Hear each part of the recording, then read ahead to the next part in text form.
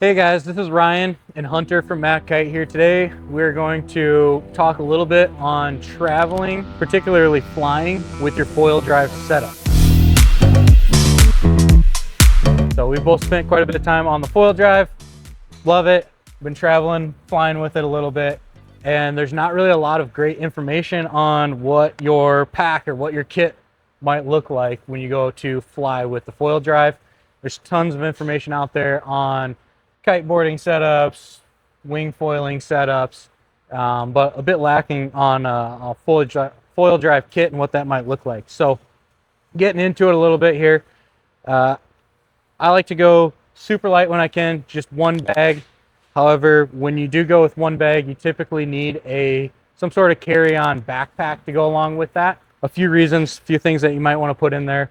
One is the batteries. If you're traveling with the batteries, lithium batteries, you can't travel with their larger sport batteries, max power, HP.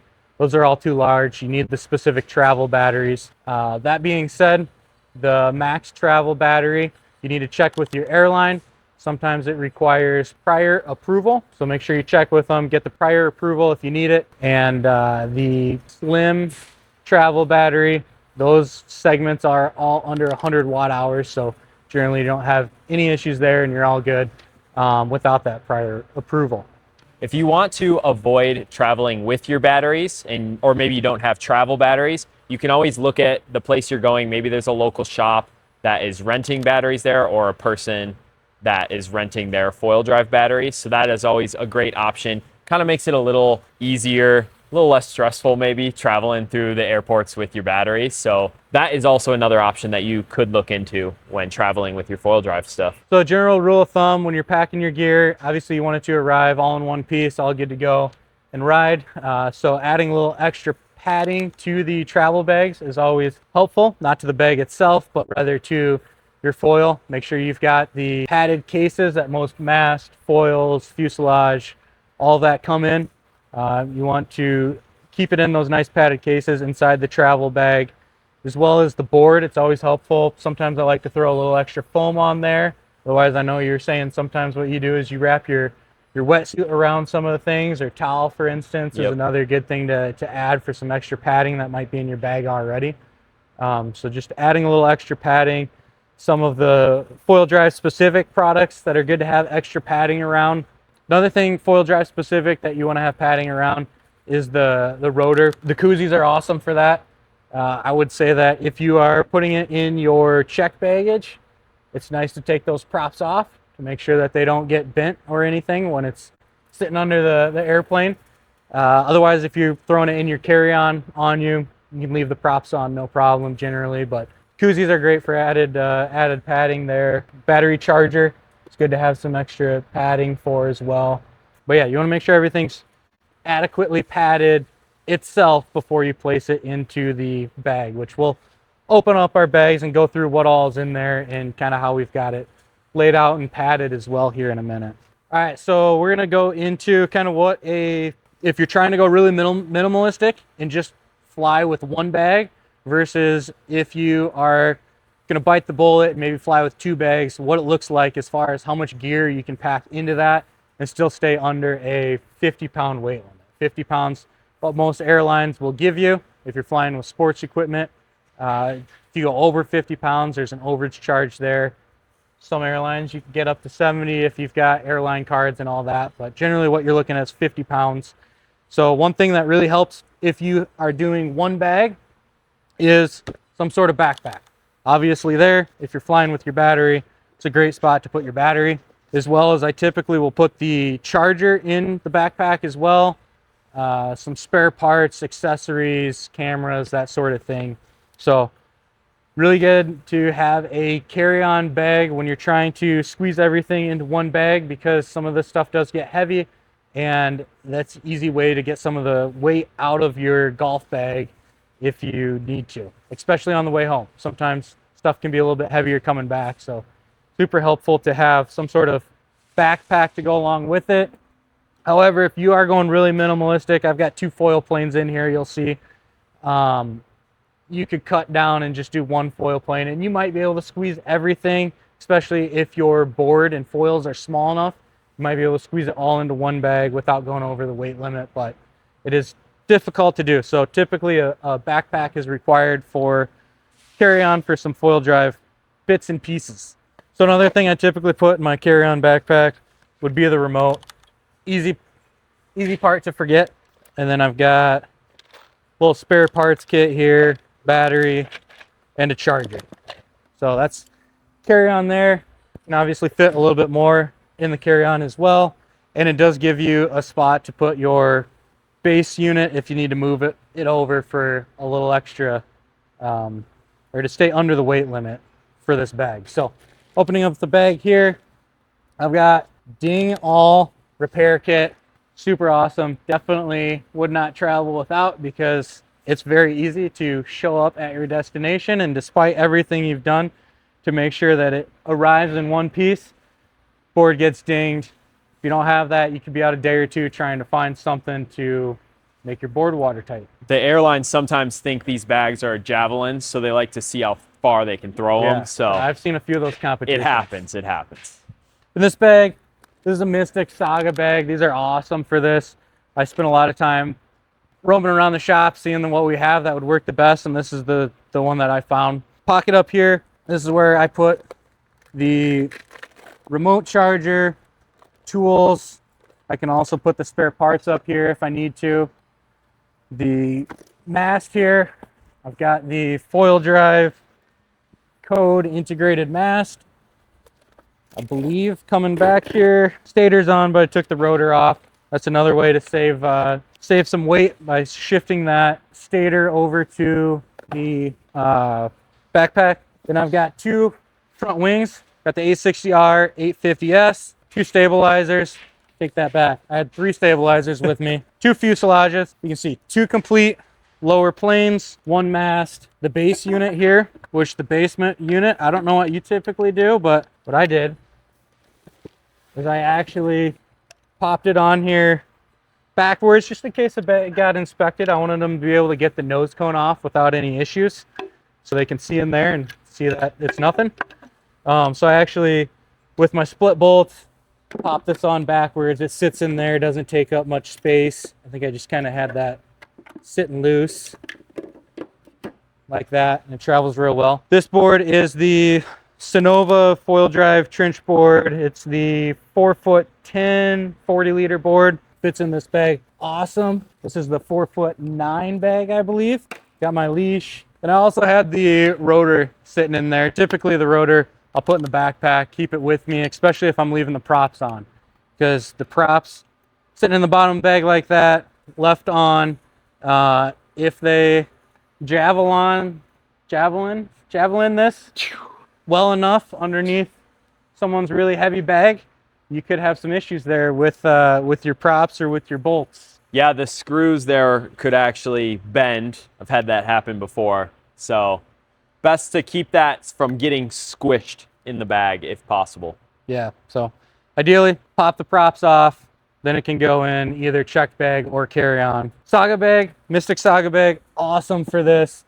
It's got some really nice straps inside to help keep everything nice and tight, bag nice and stiff so it wheels through the airport really well and it's not drooping on you. Also has some nice straps on the outside to cinch everything down tight there, as well as great carrying handles. Great bag for this. I would say, I want to say that they have a larger size. I can't remember off the top of my head, but if your board fits lengthwise, you're going to fit it pretty well widthwise for foil drive or prone, really. Awesome bag for that. So yeah, everything I've got here, I'll lay this out so it's a little neater package for our cameraman up top.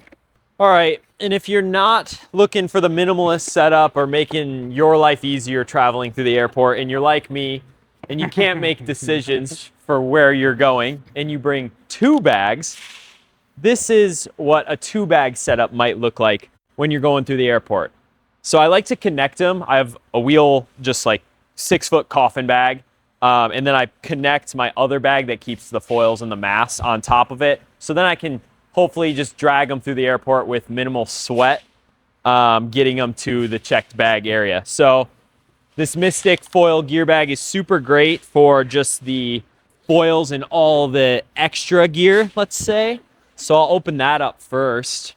I don't have everything in here, but I have the big stuff in here right now. So this bag has 2 window pockets up top. Super easy to just put your tools in there, your hardware in there.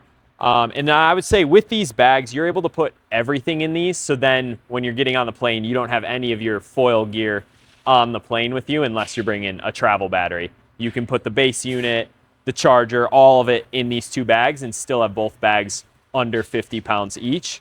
So in this bag, I'm able to put 2 front wings. It also has this neat pocket in the middle here. If you have a foil brand that doesn't have part of the fuse on the front wing, you can usually slide those in here and that gives it just another layer of protection. I like to put the base unit in here, the charger in here, kind of puts those in the middle of the bag, and I usually put my tails in here as well. And then it's got the third section of the bag where I'm able to fit 2 masts. So I've got a foil drive mast, full mast set up right here.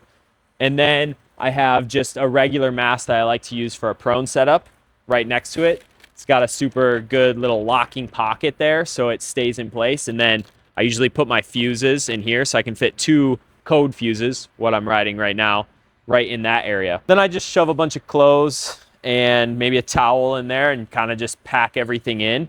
I would say this is the more like durable stuff in this bag, so I don't worry too much about like packing it super nicely. And then we move on to the second bag. Obviously this keeps the boards, not the bodies, as many people in the airport like to think. So we open this up, and with this 2-bag setup, you're able to pack more. So with this setup, I'm able to pack 2 boards in here, a 3rd front wing, and then I don't have it in here right now. I usually put my wetsuit in here. I'll put some towels in here, other clothes, and really pack these boards in. I also like to put some cardboard kind of like over the nose and the tail of the board just to give it a little extra protection through the harsh conditions of baggage claim. Javelin toss. Yeah, the javelin throw or the hammer throw might be. But in here I have a 4'8" KT board that I like to travel with for my prone setup. You can also put a foil drive on this very well, like very easily. It's a great foil drive board. For prone, I like to bring this board because it's pretty easy to get into waves with it. It's a little bit larger than some of those boards. And then I also have a foil drive board. This is the Zapple 5-foot Zapple board. So I'm also able to put this in this bag and travel with 2 full setups, 1 for prone and 1 for foil drive. This bag is 6 foot. Ideally, you get one a little smaller if you know your boards are like 5 foot. This one doesn't have a rigid back, so it's kind of tougher to like wheel it around because there's a foot of flimsiness to it. Yeah, that's my setup where I'm able to bring everything in 2 bags, keep it under 50 pounds with a little room to spare, right? Like usually I get these around like 45 pounds with all this gear. That might even be enough room for when I really can't make a decision and need to bring a 4th wing for some reason, or if I come back with a couple extra goodies from my trip. So you never know. Yeah, another reason 2-bag would be awesome is if maybe you want to do a little foil drive and a little wing foiling. Yeah. A lot of people out there that wing foil and maybe they're going to a great surf spot. They want to be able to prone or assist foil when the wind's not good.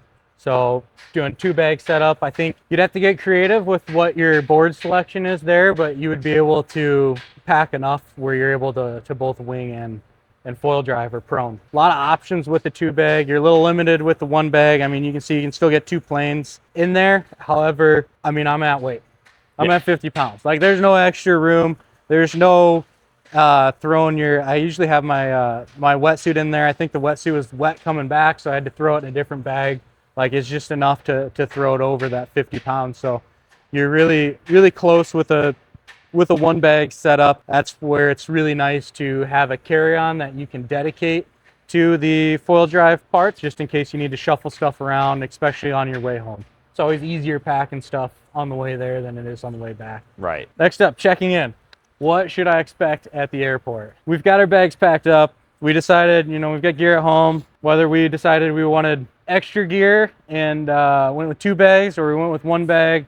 consolidated stuff, pack everything in. We're under 50 pounds. We show up at the airport. What am I going to expect traveling through the airport? What should I be ready for? You know, I think the smaller bag you have, the better. The more maneuverable that thing is, the better. Sometimes they'll put you through a line that's just a zigzag, and you're having this huge bag that you're trying to make this turn that is physically impossible. It's like taking a semi truck through a drive-through. Can't do it. So smaller bag might be better, especially like you don't know your transportation after the airport. Maybe you're getting in an Uber, so it'd be nice to actually fit your bags in the Uber and not have to scramble once you're there. So adding to that, I would say put most of your weight towards your wheels in the bag. Common sense thing that you might not think about when you're packing it, but obviously if most of the weight is down on the wheels, the top end's lighter, you're not gonna feel all that weight quite as much when you're wheeling around making wide turns, trying not to knock anyone over. So yeah, wheel in, check your bag, under the weight, pretty easy. Especially that's another reason why it's nice to have a bag that fits pretty tight. Because not only is it easier to wheel through the airport, but then you are further away from those dimensions that put you in the oversized bag charge. So most airlines will be a little lenient with sports equipment, so you can fly with larger bags like these. If you're trying to fly with these bags with just your clothes in it, they would be hit with overcharge. So because you've got sports equipment, and I typically just tell them it's surfboard, surf gear, they give you larger dimensions for that. But obviously if you're not pushing the dimensions, not pushing the over 50 pounds in the bag, it's usually a pretty smooth process to check your bag and get on to TSA, where there you'll have your carry-on backpack. One thing that I have noticed with the backpack and carry-on, coming back on one of my trips, I left the stator in there, not thinking about it. But if you can think of what a stator would look like going through an airport security scan, you can understand why that would get stopped. So that's a good one to put in your checked bag if you can. If you can't, I would just take it out and put it outside of your carry-on bag so they can make it physically see it, make it easier going through there. But other than that, it should be a pretty smooth sailing. Show up at the at your destination, check your board for damage. Hopefully it arrived okay. If not, you're set because you grabbed some ding-all repair kit. And simple process. It can be a little intimidating at first, trying to figure out how you're gonna fit everything. I remember on the first trip, I had everything that I wanted to bring and put it in a pile, and then I put it into the bag that I wanted to bring, and then I realized it wasn't all gonna fit, and it definitely wasn't under 50 pounds. So that's when you have to make some decisions, and hopefully this helps you decide if you need one or two bags and kind of make those decisions ahead of time so you got a game plan when your travel bag shows up. And another thing with that, something really good that you can just order on Amazon is a little luggage scale weigher thing. It's just a little string that pulls up and you lift it up. Then you can maximize your potential with what you bring and weigh your bag. If you want it right at 50 pounds, you can get one of those things for less than 10 bucks off Amazon and be right on. So then there's no surprises when you're at the airport. You're not having to figure out what you have to do with something because you don't want to bring it once you're already there. So, and that's key on the return flight, especially. Yeah. Because the return flight is when you come home and you've got maybe a wet wetsuit, wet towel, board might be a little bit wet. So it's extra sand. Yeah. It's hard to get all that sand off sometimes.